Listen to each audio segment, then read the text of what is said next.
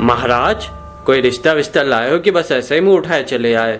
लाए हैं यजमान, बिल्कुल लाए हैं। हमारे पास तो रिश्तों की एक लंबी लिस्ट है। तो महाराज अभी कुछ बताओगे या अभी मुहूर्त उहूर्त निकालोगे फिर बताओगे? अरे ऐसी कोई बात नहीं। ऐसी बात नहीं तो फिर कैसी बात है? नहीं नहीं बताओ कैसी बात है। सुबह से आके बैठे हो, सुबह का नाश्ता कर लिए, दोपहर का खाना खा लिए, 1000 रुपए दक्षिणा ले लिए। प्रभु अब क्या रात का भी खाना खा के जाओगे? अरे आप इतना कह रहे हैं तो रात का खाना भी खा लूंगा। कुछ नहीं मिलेगा, समझे? अब कुछ भी नहीं मिलेगा। फटाफट रिश्ता बताओ और यहाँ से चलते बनो। अरे यजमान, आप तो खामोखा नाराज हो रहे हैं। मेहमान तो भगवान समान होता है, उसका तो सेवा सत्कार करना चाहिए। महाराज, मेहमान आए, मिले जुले, खाए पिए और चलता बने तो मेहमान भगवान समान है, और मेहमान जबरदस्ती गले पड़ा रहे तो मेहमान शैतान समान है, समझे?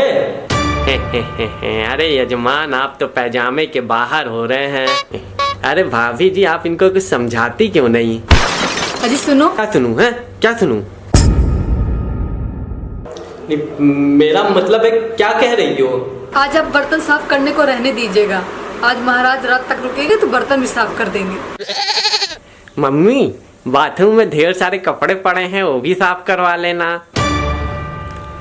अरे भाभी जी, अभी अभी मुझको याद आया कि कटहल के लिए रिश्ता देखने शाम को मुझे दूसरे खेत जाना है। महाराज, सही समय पे याद आ गया, नहीं तो आज तो आपका अच्छा स्वागत होता। अरे अच्छा मजाक कर लेते हैं आप। प्रभु, अब है ही करते रहोगे या रिश्ता भी बताओगे? यजमान, पड़ोस की रसोई में एक सुंदर सुशील सर्वगुण संपन्न आलू कन्या रहती है। आपके गोल मटोल लड़के के साथ इसकी जोड़ी खूब जमेगी। महाराज, अपनी ही बिरादरी में रिश्ता करना होता तो आपको क्यों बुलाता? अरे 10 जानने वाले अपनी बेटी का रिश्ता लिए तो खुद ही आगे पीछे घूमते रहते हैं। कोई इंटरकास्ट रिश्ता बताओ। बड़े विचित्र आदमी हैं आप भी। लोग अपने बच्चों की शादी बिरादरी में करना पसंद करते हैं और आप इंटरकास्ट मैरिज की बात कर रहे हैं। नहीं करनी बिरादरी में शादी, कान खोल के सुन लो, नहीं करनी बिरादरी में शादी। अरे बिरादरी में शादी करने में क्या दिक्कत है यजमान? दहेज दहेज नहीं देना चाहता कोई। बिरादरी करके सब मुफ्त में शादी करना चाहते हैं। 6 महीने तक निड़ाई गुड़ाई की है अपने लाल की, सबसे महंगी वाली खाद डाली है खेतन में, तब जाके ये हट्टा कट्टा नौजवान बना है। और जितना खर्च किया है अपने लाल पे, उसका दुगना दहेज में चाहिए। मतलब किसी राजा महाराजा के खानदान की बहू चाहिए आपको, जो मोटा दहेज दे सके। यही समझो। तो बैगन की बिटिया के बारे में क्या ख्याल है? बैगन तो एकदम शाही खानदान से है, उसके सिर पे तो ताज भी रहता है। देखो महाराज, बता रहे हैं, फालतू की बात तो करो नहीं हमसे।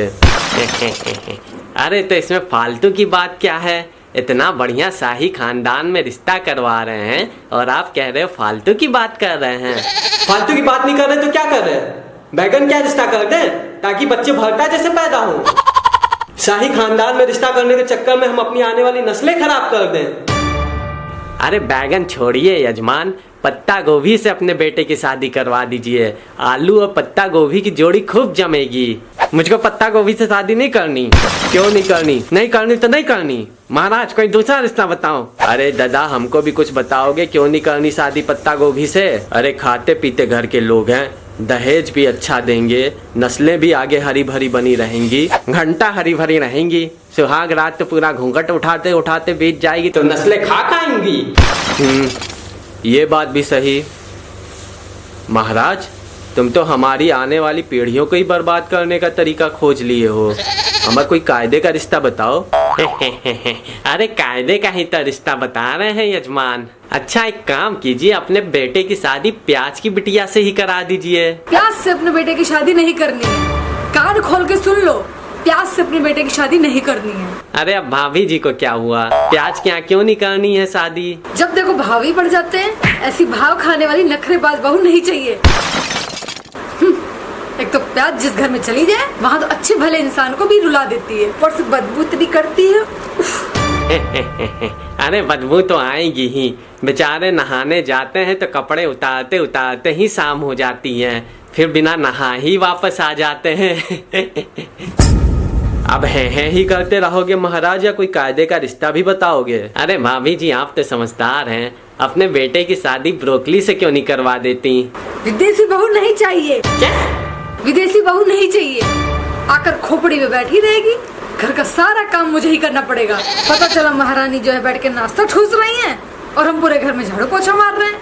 अम्मा यार ये तो हद हो गई है, कोई रिश्ता बाप को नहीं पसंद है, कोई बेटे को नहीं पसंद है, तो कोई अम्मा को नहीं पसंद है। मेरे दिमाग का तो एकदम दही हो गया है।